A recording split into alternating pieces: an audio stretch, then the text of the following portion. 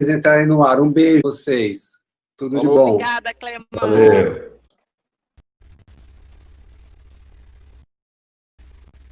Boa tarde a todos. Hoje é sexta-feira. O Wagner Neto, economista, que vai conversar conosco também sobre economia criativa, tendo como mediador o maestro Rui Carvalho. Sejam todos bem-vindos à sala. É um prazer recebê-los na sala do Jazz, os participantes pela internet que nos acompanham, a quem nós gostaríamos desde já de dar para debaterem conosco alguns assuntos muito pertinentes. Reinaldo, pela parceria nessa iniciativa do Jazz na Sala. Ele, que é um entusiasta da cultura, sempre nos recebe muito bem e tem sido parceiro aí em atividade. Aí, a gente utiliza os recursos da UEA para que a gente realize, e justamente nesse desafio da comunicação, né, da internet, essa nova linguagem, esse novo momento que a gente vive utilizando essas tecnologias que para muitos é nova, e colocando aqui a gente mais próximo de pessoas nos próximos minutos. Obrigado. Maravilha. Durval, seja bem-vindo. Eu solicito, então, que ligue o seu áudio e que fale conosco sobre a sua presença aqui no programa e se apresente também para todos os participantes aqui no Jazz na Sala, que eu chamo, às vezes, de Sala do Jazz. Muito por favor. Muito boa tarde, maestro. Uma honra estar aqui com vocês, secretário Marcos Apolo também, agradecer também a Inês. Primeiro, eu queria dizer para vocês que eu sou fã de vocês, para mim é uma honra estar aqui, nesse momento, podendo conversar e a gente discutir um pouquinho sobre toda essa questão da economia criativa, que eu acho que é uma saída incrível para a gente. Eu sou super fã da cultura, apesar de ser amador, mas sou apaixonado por música e acho que a música, acho que a arte, a cultura, ela tem um papel fundamental na formação de crianças e jovens. Eu acho que a gente cresce um ser humano muito mais bem informado quando a gente cresce num ambiente de cultura. E acho que, além disso, eu acho que a cultura, a economia criativa, enfim, todo esse arco de possibilidades aí, tem um impacto na economia gigante. Eu acho que movimenta dinheiro, movimenta carreiras, movimenta profissões, e eu acho que pode ser uma grande alternativa nessa retomada aí que a gente vai precisar nos próximos meses. Perfeito. Secretário, eu gostaria de lhe dirigir uma pergunta relacionada com um dos focados logo no início,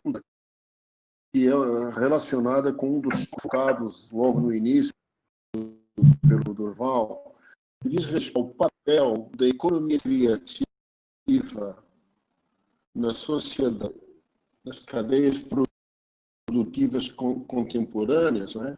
E de que maneira o Estado, aqui no Amazonas, na sua gestão e na sua pasta, dialoga com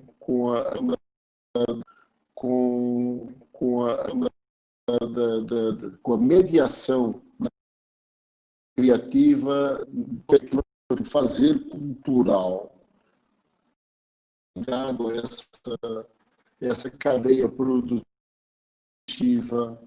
na economia criativa no momento contemporâneo, na sociedade contemporânea.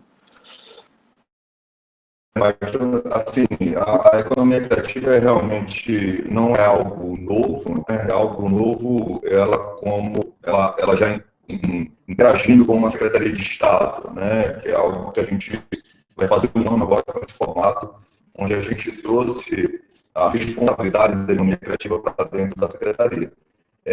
E a economia criativa é justamente isso, é algo que procura estabelecer essa relação entre a tecnologia, a inovação, a cultura, a criatividade, sustentabilidade. Então, já com esse princípio, a gente já percebe uma relação dela direta com a sociedade. E com essa sociedade contemporânea, então, onde está em voga justamente a inovação, a tecnologia e a sustentabilidade, ela dialoga.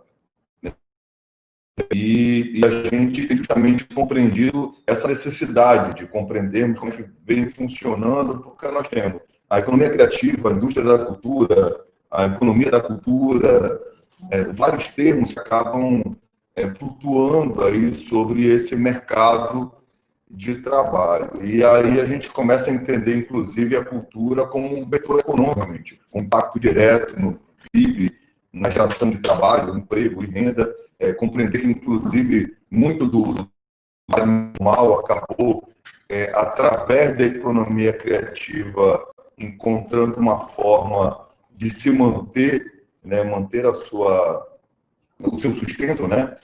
Então, tudo isso acaba agregando. É uma grande cadeia, realmente, que forma essa indústria e é algo muito amplo, né? Quando você começa a entender e olhar o que abrange a economia criativa, você percebe que ela vai muito além da cultura e, acima de tudo, dessa correlação, realmente. É uma questão de você trabalhar com essas matérias-primas, né? Que é o capital intelectual e os valores simbólicos, né? Então, a partir daí, você cria um conceito e uma narrativa.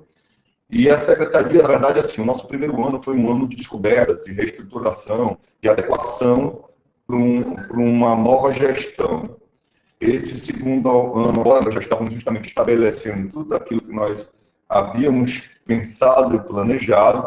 Agora, claro, por conta do coronavírus, a gente teve que suspender tudo e nós vamos ter que, inclusive, compreender nessa retomada como estará o Estado economicamente para que, conforme for, nós retomarmos o projeto na íntegra, ou a gente, se for o caso, tardar uma ou outra etapa, de tal forma que a gente consiga realmente fazer com que a cultura interaja ainda mais com a sociedade e que nós possamos nos aproximar, irmos mais perto das pessoas e disponibilizar a ela um direito que está na Constituição, que é o direito do acesso à cultura, né? Uhum. Obrigado, secretário. Acabou de mencionar aí uma questão que eu acho muito importante, que é o mercado de bem simbólico, que realiza a cultura, que é o chamado mercado. Eu gostaria de perguntar para o nosso convidado, que é economista, né? Fundamentalmente essa sua grande formação, criativa dentro desse mercado de bens simbólicos, em de criação de riqueza, criação de renda. Qual é que é a relação entre esse mercado de bens simbólicos e o desenvolvimento econômico do país?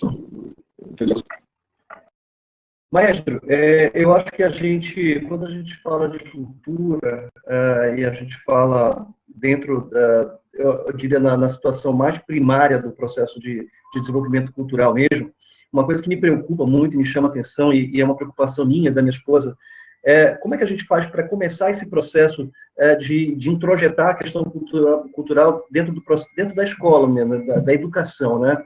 Infelizmente, a gente tem visto que a gente não tem conseguido avançar muito nesse sentido. As aulas de música, as aulas de teatro, elas são, em geral, relegadas a pouquíssimo tempo por semana de aula. Isso é um primeiro problema. Acho que a origem do problema é daí. Quando a gente fala em aulas de teatro, por exemplo, eu fico muito triste de ver que ainda existem pais que não conseguem estabelecer uma conexão clara entre o processo de desenvolvimento humano e as artes, né? A importância da música, a importância do teatro, e é uma coisa que a gente trabalha muito aqui na nossa casa, e aos pais que eventualmente estejam aqui conosco, fica aqui a minha recomendação. As crianças crescem muito mais seguras, crescem, primeiro, com um repertório muito maior. Eu acho que essa é uma coisa que vai ter uma influência muito grande nesse processo de retomada agora, é o nível de repertório cultural que as pessoas têm. As pessoas que naturalmente tiveram acesso à cultura, tiveram acesso às artes, independente de seja ela qual for, seja através da expressão musical, do teatro, do cinema, são muito mais ricas culturalmente e acabam tendo um repertório muito maior. E agora, nesse momento em que eu acabei de ver os dados do IBGE, enfim, da Fundação Getúlio Vargas, a quantidade e parece que estamos com cerca de 30 milhões de desempregados, 5 milhões de desalentados. Dentro desse percentual aí, existe mais ou menos 6 a 7% de pessoas que são bem formadas, mas têm dificuldade de se focar. São pessoas que têm uma boa formação acadêmica, muitas vezes, mas pela própria dificuldade, pela limitação de repertório, porque leram pouco, porque simplesmente cumpriram uma tabela dentro da escola, eles não têm capacidade de conectar, talvez, um talento pessoal seu com uma necessidade que o mundo precisa. Então, hoje, por exemplo, na minha rotina minha rotina de trabalho, é muito comum encontrar, eu estou falando de, infelizmente, dentro do polo industrial, que ainda segue muito a lógica industrial de negócios, e não tem esse viés mais estético, a gente consegue perceber que tem muita gente que simplesmente está caminhando lá, e no dia que perder o emprego, vai ter uma dificuldade incrível de retomar, porque a gente não consegue perceber uma conexão clara entre os seus próprios talentos e as oportunidades que existem no mundo. E eu atribuo a isso, pessoalmente, a questão de toda a parte da criatividade da pessoa, eu atribuo muito a questão da arte, né? De você ter a oportunidade de assistir filmes. Eu, por exemplo, já resolvi vários problemas na minha vida assistindo filmes, ouvindo música, assistindo alguma coisa no teatro que me dá insights. Então, isso faz com que o ser humano cresça com um repertório muito mais consistente e faz com que ele tome iniciativas muito mais inteligentes e criativas. Acho que a crise que a gente vai viver agora, ela não é uma crise de conhecimento, mas é uma crise de criatividade. É que é justamente a capacidade que as pessoas têm de conectar as coisas, de ver que, por exemplo, dentro do teatro, de uma experiência que eu tive no teatro, tem a solução para um problema no mercado de trabalho e assim por diante. Então, eu acho que, além do que o secretário falou, de toda a parte da cadeia produtiva, do negócio, da questão cultural. E tem um outro viés também, que eu queria compartilhar aqui com vocês. Eu vi uma notícia que saiu recém.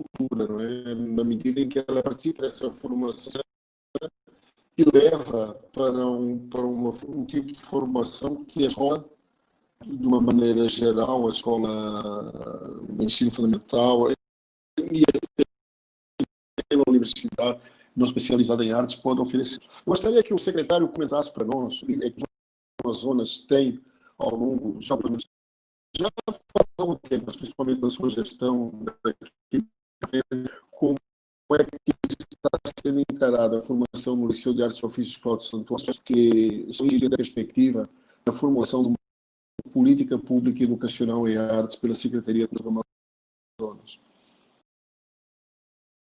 Projeto da Secretaria que certamente permite também esse impacto, né, multiplicador e tal, essa possibilidade de acesso os próprios corpos artísticos, né, que hoje o Estado do Amazonas tem a maior estrutura artística do país, onde muitos estados estão indo nessa direção de dispensarem os seus artistas, dispensarem as orquestras. A gente está conseguindo aqui manter essa estrutura de forma ainda integral, que é realmente para a gente muito importante, tendo em vista que a gente compreende que a gente está vivendo agora um momento transitório, né? Então, nós mantermos esses profissionais devidamente junto conosco, atuando na área, fazendo parte desses corpos artísticos, eles também motivam essa garotada aí do Cláudio Santoro, porque passa a ser até um objetivo deles, né? Eu quero um dia fazer parte daquele grupo, daquela orquestra. Então, isso realmente é algo que, para a gente, e como falando dos corpos artísticos, essa estrutura são 7 corpos artísticos que nós temos, né? Amazonas Filarmônica, Coral do Amazonas, Corpo de Dança do Amazonas, Amazonas Jazz Band, Orquestra de Violões, Balé Folclórico, né?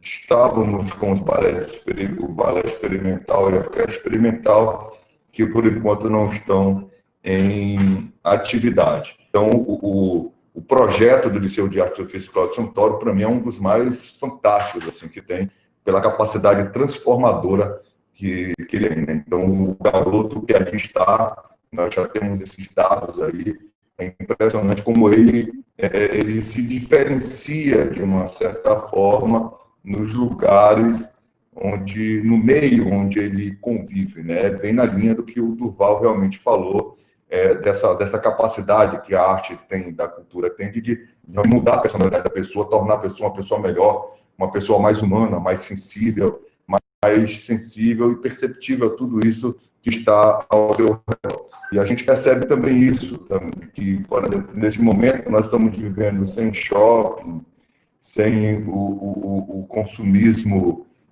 rotineiro, né? Sem muitas coisas, mas a gente não está conseguindo viver sem cultura. As pessoas estão consumindo realmente mais livro, ouvindo mais música, podcast, vendo filmes, séries. Então, a cultura ela está sendo fundamental nesse momento para manter, inclusive, a saúde mental das pessoas, a capacidade das pessoas de suportar tudo isso, né? Até tem frases que representam isso bem, né? A cultura existe porque a vida não basta, e são coisas que a gente precisa realmente estar atento para poder entender o sentido disso tudo na nossa vida. Perfeito, concordo plenamente. Eu estou lembrando de uma frase do Beethoven, acho que era do Beethoven, que dizia: quem ama música não pode ser infeliz, né?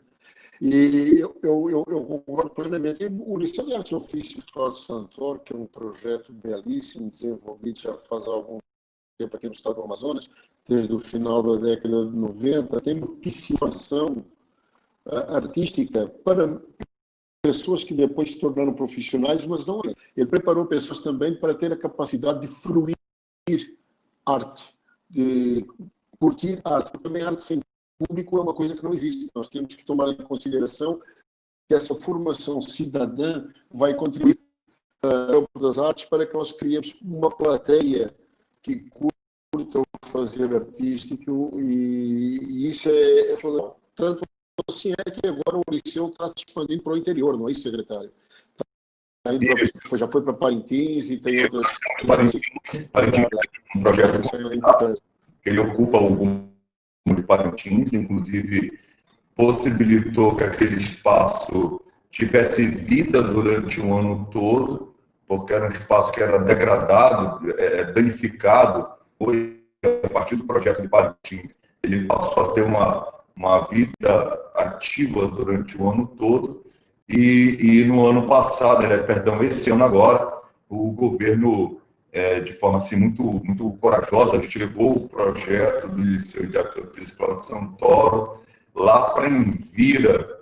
Então, foi um grande desafio, né, que eu gostaria de implementar mais aqui na Secretaria, que é da sustentabilidade. Não houve recurso do Estado empregado nesse projeto de Parintins Envira. Houve, sim, recurso no sentido de operacional, pessoal, né, e acima de tudo, articulação. Né? Todo o recurso empregado lá veio da iniciativa privada.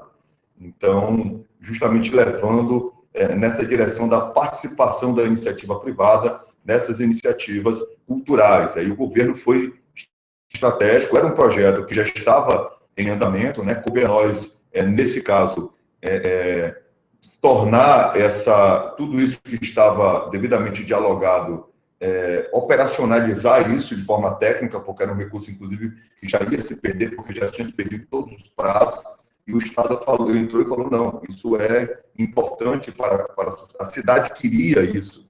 Né? Então, hoje, por exemplo, queria dar um outro exemplo, existe um município aqui, vou preservar o nome aqui por questões naturais, assim, e o secretário de Cultura do município chegou e expôs a mim que está tendo muito caso de suicídio entre jovens naquela cidade.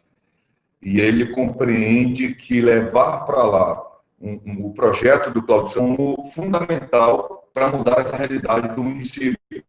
Então, a gente compreende isso, né?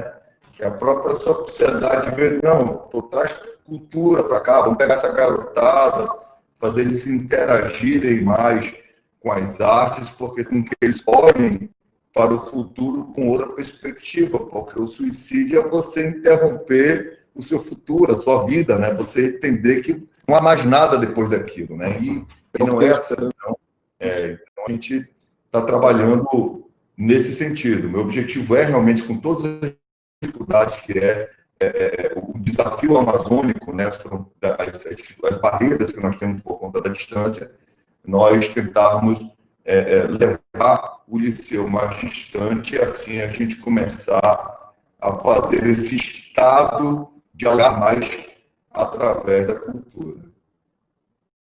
Muito bem, secretário. O secretário falou aí de Parintins. Eu queria endereçar uma pergunta para o Val. Porque Parintins tem o maior evento de mercado de bens do norte do Brasil, que é o Festival Folclórico de Parintins, o nosso Boi Bumbá. E o secretário falou que tem uma participação substancial da iniciativa para a orientação desses projetos. Eu gostaria de perguntar para o Durval, que trabalha muito dentro do distrito, que é economista, como é que ele vê a lei de renúncia fiscal hoje no Brasil funcionar em prol da cultura e também como é que ele sente o interesse do empresariado de maneira geral em participar de eventos culturais como forma de ter uma sociedade mais harmônica e mais equilibrada também. Maestro, eu acho que a gente pode perguntar antes da pandemia e depois da pandemia, né? Vamos lá. Assim, o que a gente percebe, né? A gente está aqui num polo industrial, a visão do empresário aqui, ela é extremamente, na minha percepção, dependente das decisões que são tomadas fora daqui, ou seja, os líderes daqui acabam tendo que seguir muitas diretrizes do que acontece lá embaixo. E eu acho, sinceramente, que apesar da gente ter evoluído um pouco, da gente ver que ainda que existem investimentos, aí o Festival de Parintins eu acho que é um belíssimo exemplo, eu acho que é uma referência, na verdade, no Brasil, eu acho que a gente ainda está bem longe, sabe, do ideal. E isso a gente consegue ver através dos números, mas a gente consegue ver, sobretudo, através do próprio discurso, né? O que eu tenho visto? Eu tenho percebido que algumas empresas, a pandemia, acho que ela serviu para a gente ter um olhar diferente sobre alguns negócios, né? Eu acho que, de uma certa forma, as empresas, algumas, não, jamais poderia generalizar, mas elas sofrem de uma síndrome de desconexão. Eu acho que algumas delas estão desconectadas, estavam, pelo menos, desconectadas muito da natureza. Prova é que a gente percebe que a pandemia acabou diminuindo drasticamente os volumes, os índices de poluição. Elas estão desconectadas, sobretudo, das pessoas que estão dentro das empresas. Infelizmente, a gente tem muito claro disso. Eu acho que a pandemia também vai servir para eles fazerem uma revisão biográfica dos valores, das suas culturas internas e tudo mais. Mas eu acho que muitas delas estavam desconectadas dos seus próprios clientes e usuários. A prova disso é que eu fiz recentemente a gente consegue ver claramente a diferença de empresas que estão muito conectadas, que entendem a cultura como uma mola propulsora de desenvolvimento, de ampliação de consciência, até interna, né? Para aquelas que simplesmente estão focadas no resultado final. Eu recentemente fiz um trabalho para uma grande varejista brasileira, e eu percebi que nessa grande varejista, as lideranças, elas eram predominantemente lideranças homossexuais, eram pessoas, eles valorizavam isso, eles incentivavam isso. E eu percebi depois pesquisando que essa empresa, ela tem um foco muito grande nisso, porque a moda, né, o segmento de moda, ele é um segmento que naturalmente acaba tendo muitos profissionais que homossexuais que atuam brilhantemente, criativamente dentro desse segmento. E eu comecei a pesquisar mais, me interessei, comecei a perceber o seguinte, que eles apoiam várias causas nesse sentido. Então, o que a gente consegue ver hoje é que tem algumas empresas abraçando completamente essas diferenças, abraçando as causas dos seus próprios clientes, e aí, quando ele abraça a causa, eu acho que aí vem a consciência, amplia a consciência para os investimentos em cultura, por exemplo. Quando você começa a investir muito mais em cinema, muito mais em cultura, você se abre. E algumas empresas, simplesmente, agora, nesse momento, talvez com medo de ficarem infectadas pelo vírus, fizeram vistas grossas para isso, não falaram sobre isso, simplesmente não mencionaram nada, não falaram sobre pandemia, não queriam contaminar as suas mídias sociais, tão muitas vezes motivadas por viralizar promoções, viralizar produtos e serviços, acabaram esquecendo de viralizar mensagens positivas. Então, eu acho que a pandemia, nesse sentido, talvez tenha uma repercussão bem interessante para que o empresariado, para que caia a ficha do empresariado, ele perceba que ele precisa abraçar essas causas, e acho que uma maneira da gente expressar essas causas é através da cultura. Eu espero realmente que as coisas comecem a melhorar, que pelas questões fiscais, mas seja, sobretudo, por ampliar a consciência dessas pessoas para as oportunidades que existem. Eu acho que a cultura está muito ligada a isso, tá? Em ampliar os nossos horizontes. O secretário estava falando, por exemplo, agora, sobre a questão do índice de suicídios, né? O índice de depressão no Brasil já era muito grande. O Brasil é o país mais ansioso do mundo, segundo algumas estatísticas. E quantos suicídios será que... Um ponto que me parece muito importante, que a visão da cultura não pode ser econômica. Ela tem assim, em termos de apoio da iniciativa privada, ela tem que ser apoiada pela sociedade como um todo, como parte de uma formação que transcende a própria economia, né? Que os espaços estão para lá, mas tem um enriquecimento. Esse enriquecimento cultural é um enriquecimento espiritual e da maneira como você dialoga com os outros. É um paradigma de cuidado para com as outras pessoas, você tentar entender como a família. Estamos todos no mesmo barco, todos nós fazemos parte do que é a raça humana, que todos nós estamos sujeitos ao mesmo tipo de intempéries e que, de uma certa maneira, nós devemos criar mecanismos de solidariedade. Eu, enquanto músico, observo muito bem isso numa orquestra, numa big band, qualquer grupo. Você construir um discurso musical conjunto, todos nós temos que estar conectados, nós temos que estar nos escutando, todos nós temos que ter uma finalidade de propósitos para chegar ao objetivo. Isso eu só queria comentar isso antes de passar a palavra para o secretário. Não sei se o secretário gostaria. Esse diálogo da cultura justamente com as empresas, com os empresários, a forma como os empresários compreendem aquilo que nós chamamos, ele é uma expert nisso, essa questão do marketing cultural, o que significa você agregar uma marca a um produto cultural, e quando a gente coloca o produtificado, né, tem uma simbologia, porque é importante ressaltar. Assim que acabar a pandemia, você já sabe onde é que é a dívida. Tá certo? Isso, coisa alentejando lá na Costa da Caparica. Maravilha. Um abraço, gente. Fica com Deus. Pois é, então a gente, quando eu entrei aqui, uma das coisas que a gente conversou muito foi justamente isso. E em algumas visitas, inclusive, eu fiz muitas parcerias, né? Naquela troca mesmo, né? Ele me disponibilizava algo e a gente, em contrapartida, também disponibilizava para eles. E algo que eu falei muito para alguns parceiros, quando tive a oportunidade de conversar, foi o seguinte: para mim é uma parceria, tem que ser par, né? Não pode ser só naquilo que realmente é diferente de você vai deixar, ou seja, vai além do lucro que ele pode ter a partir do momento que a imagem dele está sendo divulgada, né? Então isso faz com que a marca dele até se fortaleça ainda mais, o resultado disso seja ainda maior. E aí uma outra questão, dando um salto aí em cima do que o maestro falando de sociedade contemporânea, é assim, na verdade é a sociedade que produz cultura, né? A sociedade é que faz essa cultura. Nosso papel aqui, quanto Estado, é estabelecer esse mecanismo de preservação, esse mecanismo de incentivo à cultura, com a participação da sociedade.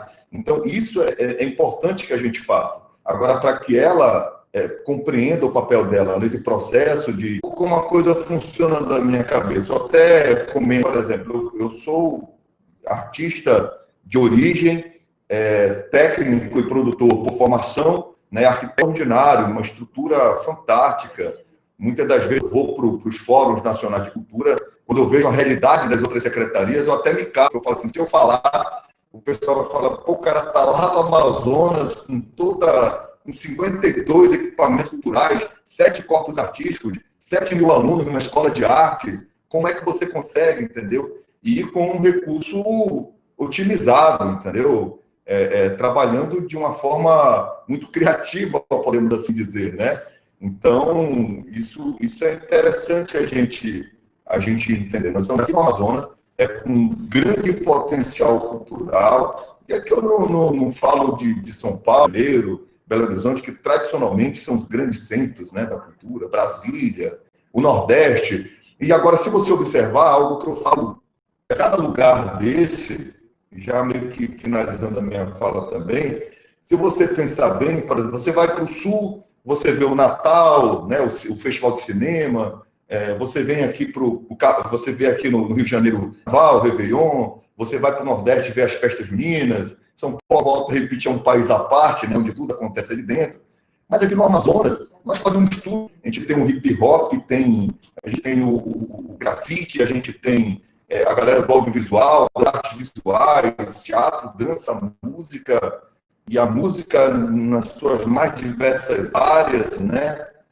Lá na periferia, na área central. Então, realmente, nós somos uma potência cultural no país, né? Então, nós precisamos nos compreender dessa forma, nos valorizarmos dessa forma e a partir de um coletivo, pensarmos de que forma nós realmente fazermos isso algo que seja bom para todos nós, né? Então, era isso. Desculpa se eu me estendi demais aqui. Não, pelo contrário, eu acho que não, acho que tem tudo a ver, é muito bem colocado essa comparação, essa maneira de situar o Amazonas, né, e fazer cultura. Nós gostamos de um prestígio muito grande em nível nacional, graças a essa política que foi implementada, que é essa formação desses corpos artísticos, começando primeiro com estendendo para outros, a cinema, mas que deram ao Amazonas realmente uma visibilidade. Isso eu estou falando como alguém de fora, né? E também uma credibilidade, assim, com certeza contribuíram profundamente para uma enorme autoestima em relação a estar no meio do Amazonas na atualidade. Quer dizer, que o Amazonas se vê muito, pessoas se enxergam como cidadãos de um estado que está presente e exerce um papel preponderante. Não, por acaso nós temos um dos centros significativos do mundo, que é o Teatro Amazonas. O Werner Herzog escolheu o Teatro Amazonas para filmar o Fitzcarraldo, e aí é uma coisa que para o Durval nessa questão, e esses bens que o Amazonas sabe pela sua natureza, pela floresta, pelas reservas ecológicas, né, tão significativas do mundo de hoje, e também por esse teatro, por essa marca que é a Amazônia. Em que medida é que uma economia tem possibilidades de agregar em termos de marketing esses bens culturais que a Amazônia já possui, além dessa tradição que nos últimos tempos de festivais e de ações desse tipo agregador no campo da cultura, para incentivar empresários, tanto nacionais quanto internacionais, para ter acesso. E, na sequência, aproveitando a presença da Inês também aqui, que é uma produtora cultural e que também está muito comentar essa questão logo em seguida ao comentário do Durval, para que eu endereço a pergunta. Maestro, antes de eu responder a sua pergunta, eu queria só concluir um raciocínio que eu acabei deixando de fora na minha fala anterior, que é o seguinte: a gente sabe que nesse momento que nós estamos vivendo, as fábricas do polo industrial, que são a nossa mola propulsora econômica, elas estão ainda abrindo aos poucos, né? A Motor Honda, que é talvez a maior fábrica que nós temos aqui, começou as atividades agora, segunda-feira, muito lentamente, e a gente sabe a importância dessas indústrias aqui para o nosso negócio, para a nossa economia, melhor dizendo. E queria comentar que não apenas os jovens e as crianças estão passando por um processo de ansiedade, depressão, suicídio, como disse o secretário, mas dentro dessas fábricas existe um foco muito grande de pessoas extremamente adoecidas emocionalmente, e penso que, na medida do possível, na medida em que for, em termos de saúde, viável, eu acho que uma aproximação da Secretaria de Cultura com essas empresas, até porque a cultura é uma poderosa ferramenta para transmitir algumas mensagens que, às vezes, a gente não consegue ensinar na prática. Às vezes, é numa peça de teatro dentro de uma fábrica que você fala sobre doenças sexualmente transmissíveis. Às vezes, é numa oportunidade dessa que você consegue salvar ali algumas vidas. Fica aqui a minha torcida para que, de repente, a gente consiga uma aproximação da secretaria com essas empresas e possa resolver dois problemas. Levar mensagem para essas pessoas e, quem sabe, aproximar e fomentar para que a gente consiga, como disse o secretário, tornar a secretaria autossustentável, já que lida com recursos tem que otimizar os recursos o máximo que pode, né? Em relação a isso que o senhor acabou de falar, sobre a importância para atrair investimentos, mas eu queria relatar muito rapidamente, eu tive o meu primeiro emprego foi como guia turístico na Disney. Então, eu levei muitos grupos para lá, né? Muitos grupos para lá, muitos mesmo. Ficava lá 2, 3 meses nos Estados Unidos. E eu cheguei à conclusão do seguinte: aquilo ali era um pântano, vocês sabem, né? Era um completo pântano, e eles conseguiram transformar no que é hoje o complexo ali, os resorts da Disney e tudo mais.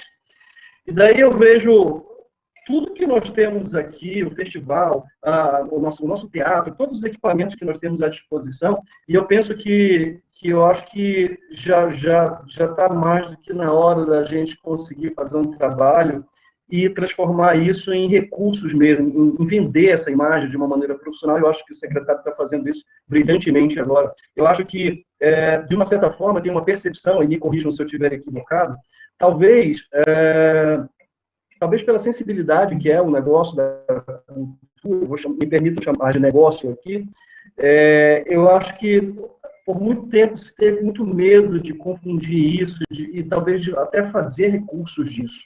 Eu acho que eu, pessoalmente, espero não estar ferindo nenhum valor cultural aqui, mas eu acho que é possível fazer dinheiro disso, porque isso vai gerar emprego para as pessoas, isso vai gerar renda para as pessoas, isso vai tirar muita gente de uma condição, de uma situação, muitos artistas que nós sabemos que tem. Eu sou neto de parintinense, queria dizer para vocês, meu avô foi, inclusive, prefeito de Parintins, e ali é um celeiro de artistas, é impressionante como tem gente talentosa, e como tem gente talentosa aqui no Amazonas, que simplesmente ainda não conseguiu florescer, porque realmente não teve condições, não teve uma escola de artes, que nem a gente tem o liceu agora. A gente consegue ver que isso pode mudar a vida das pessoas. Então, acho que a gente tem que falar de dinheiro, na minha opinião, a gente tem que fazer negócio disso, tem que exportar isso, tem que encapsular isso daí e vender, porque eu digo para vocês, eu tenho certeza que tem muita gente disposta a colocar dinheiro, a colocar recursos, e eu acho que a gente tem que fazer isso antes que algum espertalhão faça isso pela gente, porque a questão da marca lá da Amazon, que vocês viram, aquilo ali, é realmente lamentável que aquilo tenha acontecido, e eu sinceramente acredito que as empresas do polo industrial aqui, cujas decisões nem sempre estão aqui, acho que podem encontrar alternativas de financiamento para tudo de bom que vocês têm feito aqui, com tanta dificuldade, eu entendo, e agora, depois da pandemia, um orçamento ainda mais limitado. Eu não sei se a Inês está nos escutando aí, se ela quer fazer algum comentário. Ela quer ter Maestra, se o senhor me permite mais uma frase. Em marketing. Se você me permite uma frase, eu estava nos Estados Unidos, claro. Quando foi lançado o Tic Tic Tac, eu estava em Miami e eu ouvia em cada esquina essa música. Em cada esquina que eu estava, eu ouvia essa música. Pois é. Então, isso tô aqui. Mostra... A Inês está aqui. Inês, você gostaria de comentar o que foi falado pelo secretário, pelo Durval, do ponto de vista da sua análise de marketing, de mercado, e o seu expertise enquanto produtora cultural?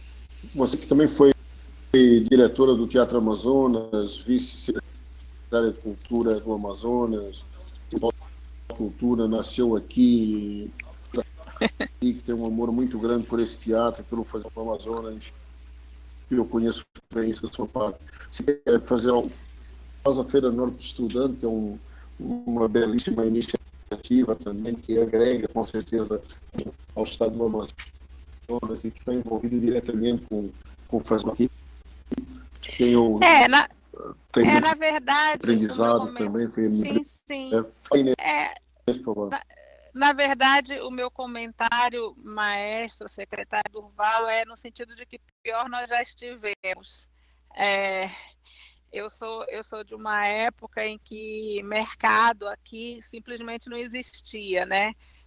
A gente vivia uma situação muito delicada, porque tudo que a gente produzia simplesmente não era consumido aqui.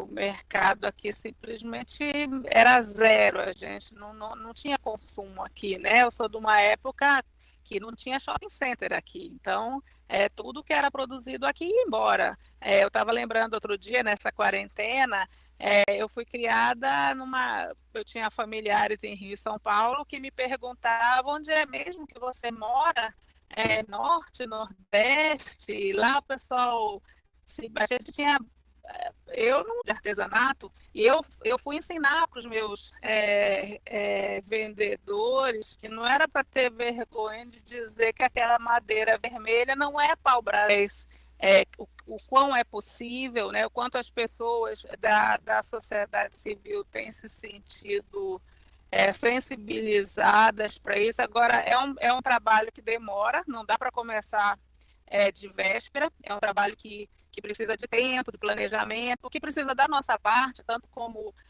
empresários da economia criativa, como o pessoal que está do lado de lá, onde eu já estive também, como secretário está, é de tempo, é de planejamento, de entender que sem planejamento não se consegue fazer, sem prazo, sem organização, realmente fica muito difícil, porque existe uma concorrência, né? É de quem é mais organizado. Ideias todo mundo tem, né? Todo mundo tem uma ideia maravilhosa guardada na gaveta, né? Vai realmente conseguir chegar lá quem tiver organização e tiver planejamento. Nosso produto, eu fui para um evento em 2000 chamado a Feira de Hanover, fui pelo governo, era uma folha, uma flor. E se você conversar com eles, a gente tem muito mais filmagem de Amazônia em outros ambientes de Amazônia que aqui no Brasil, por questões de burocracia, de não sei o que e tal, enfim, é preciso muito trabalho, né, secretário? O senhor sabe disso. Então é isso, é planejamento, é trabalho, é decisão contínua, né, os governos se organizarem para que não haja tanta quebra de mudança de governo, conseguirmos soluções que a gente consiga, de uma certa forma, contar com a ajuda do governo, mas não depender só do governo, né? Ter iniciativas que a gente possa também. Em que medida que o Estado pode mediar esses processos, em que medida que essa sinergia que nós tentamos, inclusive, desenvolver no Festival Amazônia Jazz, quando conseguimos trazer assim para o patrocínio do festival, grande parte do hotel e grande parte da rede de restaurantes participam do Festival de Jazz, né? E em que medida a sinergia pode ser desenvolvida com a mediação da Secretaria de Cultura? Como é que o secretário enxerga isso? Comentando a fala da Inês. A gente tem trabalhado justamente nesse sentido, né, de tentar essa aproximação das nossas ações da iniciativa privada, né, em cima desse desafio de nós, como a Inês falou, fazermos sem necessariamente o recurso público realmente, por exemplo, principalmente agora no momento de pandemia, com investimentos mais voltados à área da saúde, alguns setores como o da cultura, por exemplo, precisa colaborar com isso, justamente nessa questão de não impactar no orçamento. Por isso, ele estimula o evento, né? O evento ele passa a ser viável, inclusive financeiramente e economicamente, porque não é só o recurso do Estado que reverbera a visibilidade desse evento. Uma coisa que eu achei extraordinária, eu confesso a vocês que eu não tenho certeza se já se fazia isso aqui, porque eu também não quero dizer que nunca, que é inédito, nada disso, mas, por exemplo, nós já estávamos vendo Aqui Tem Jazz, né, que foi uma iniciativa extraordinária da turma de criação, que você passava na rua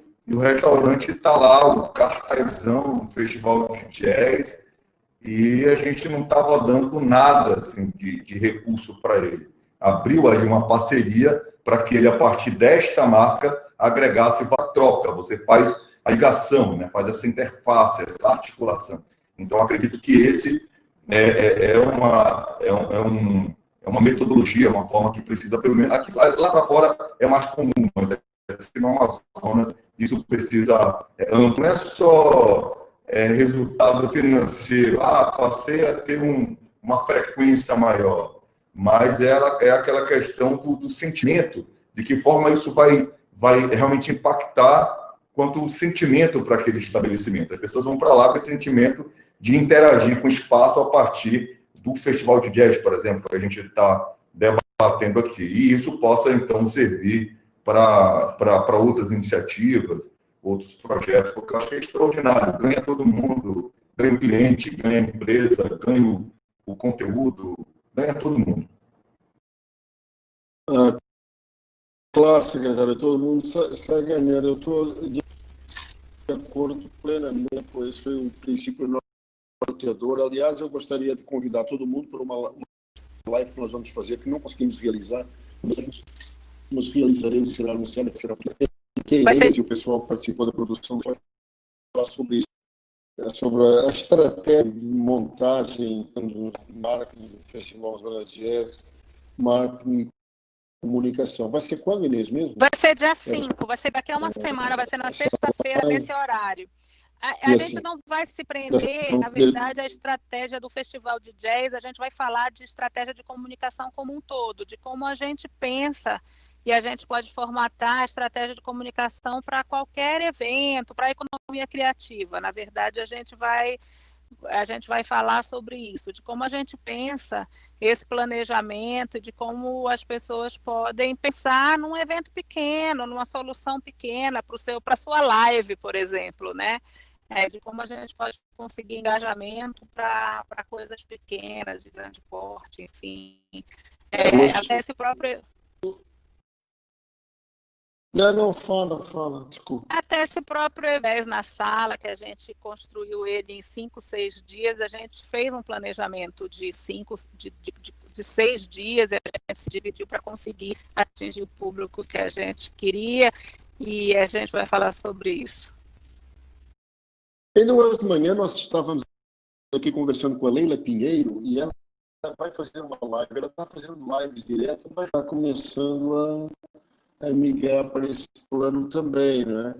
E eu gostaria, voltando para o campo da economia, eles que delineiam as estruturas econômicas, na medida em que o setor cultural é o primeiro a ser afetado pelas grandes modificações na economia e nas cadeias produtivas. Você pensar a passagem do vinil para ficar no campo da música, a passagem do vinil para o CD, depois o CD para o podcast para as plataformas digitais, houver mudanças substanciais acontecendo em um curto espaço de tempo, que fez com que os tivessem que se adaptar rapidamente a essas novas cadeias produtivas. A pergunta que eu te faço é o seguinte: face a essa pandemia universal que nós estamos atravessando no momento, você enxerga a recuperação, a possível recuperação, um pouco de futurologia, que nós vamos contar com o eco da sociedade apoiando a cultura, que a sociedade vai entender a necessidade espanhola, o carnaval de quantos tempos realizado até então. É que o Durval, em primeiro lugar, pergunta também para o secretário, fazendo um pouco de futurologia, como é que vocês enxergam essa possibilidade?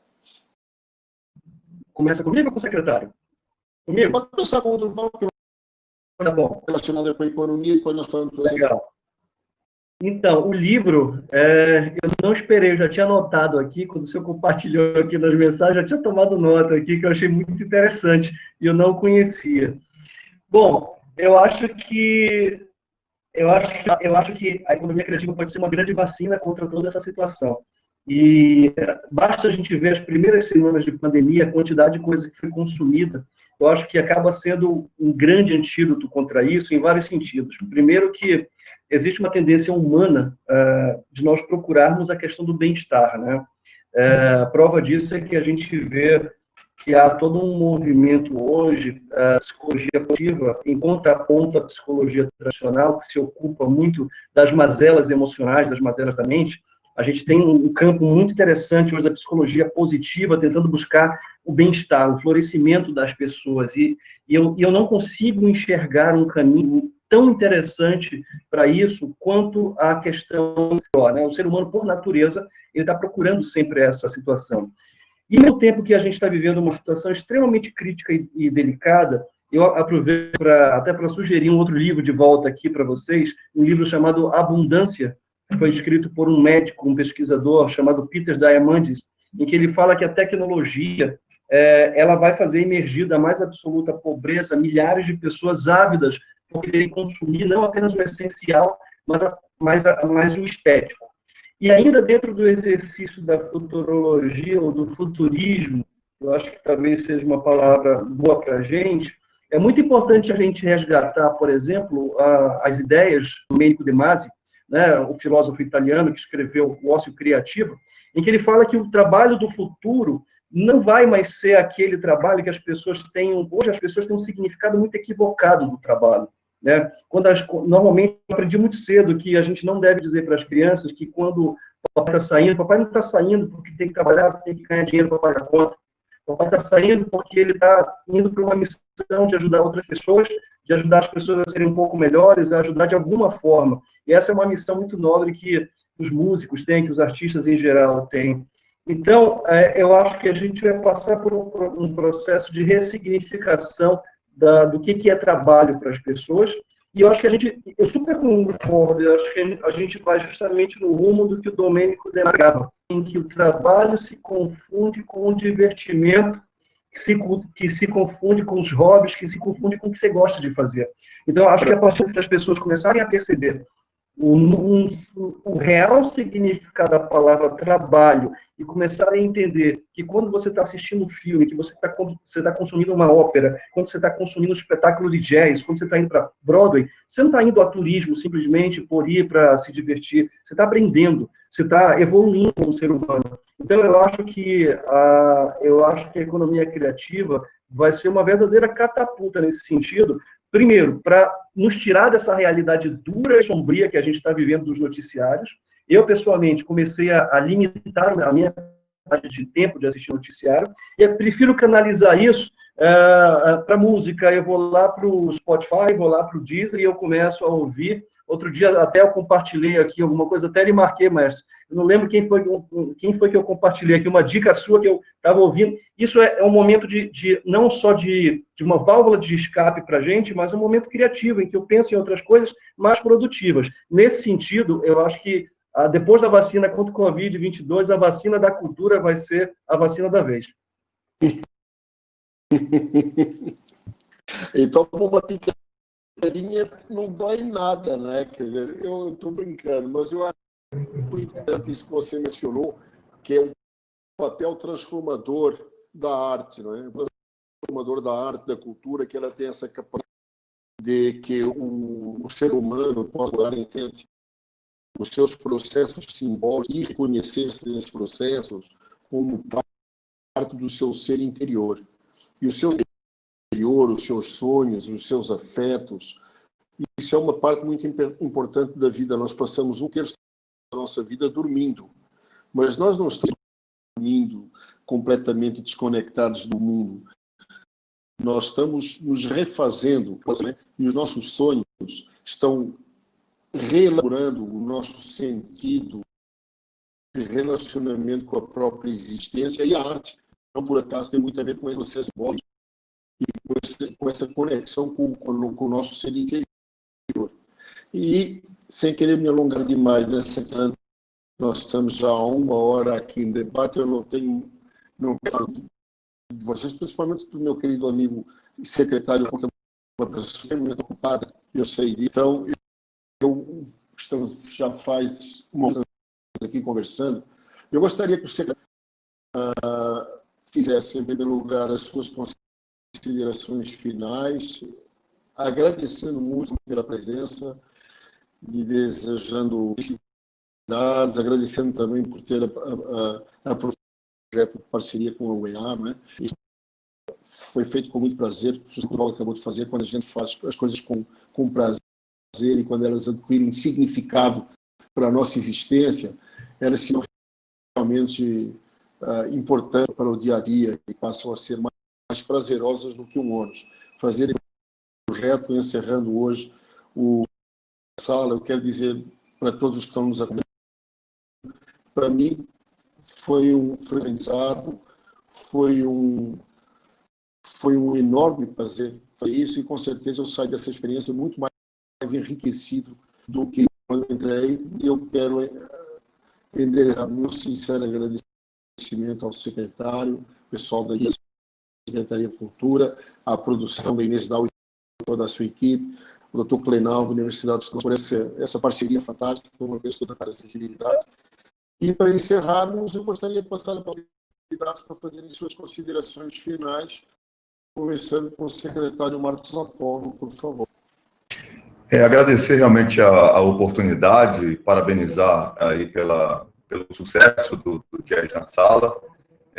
Certamente é uma iniciativa, como bem disse aí o Cleinaldo, que é histórica, aí vai entrar na história. Na verdade, acabou que a gente foi adequado aí ao novo momento, utilizando essas novas tecnologias, né? A inovação foi bem presente nesse processo, nessa metodologia de levar as pessoas o bate-papo, a conversa descontraída. Eu me senti bem à vontade, agradecer ao Dr. Paulo aí, que é uma pessoa que sempre contribui muito, né, e sempre acrescenta muito a todos os papos, as conversas. O maestro, a Inês, Cleinaldo, aprendendo com tudo que está acontecendo. Agradecer aí a todo mundo em equipe, que pacientemente tem me acompanhado aí nesse desafio de fazer cultura no nosso estado, diante da dificuldade que a gente vem vivendo aí por conta dessa pandemia, que é algo que não se imaginava, né? Quem imaginaria passar por um momento como esse? Então, obrigado a todos que nos acompanharam até aqui, o pessoal que está nas redes sociais, o nosso muito obrigado, e que a gente possa estar juntos aí nesse pós-pandemia, fazendo cultura no nosso estado. Muito obrigado a todos, um grande abraço. Obrigado. Muito obrigado, secretário. Durval, por favor. Eu queria agradecer muito essa oportunidade de estar aqui com vocês. Alguma coisa, eu estou por aqui. Contem comigo. Sucesso para vocês e parabéns pelo belo trabalho. Obrigado. Passo a palavra para a Inês para fazer, então, as nossas falas finais. Hoje que estamos chegando ao final do Jazz na Sala.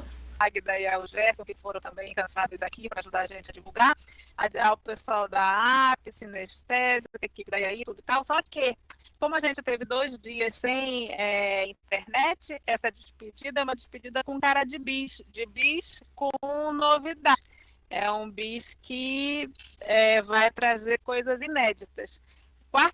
Quinta-feira, dia 4 de junho, a gente está de volta aqui com a palestra com o jornalista Carlos Calado, jornalista, crítico e escritor de jazz. Vai conversar com o maestro Rui Carvalho e com Sérgio Caran, que é músico, saxofonista, escritor e crítico de jazz lá de Porto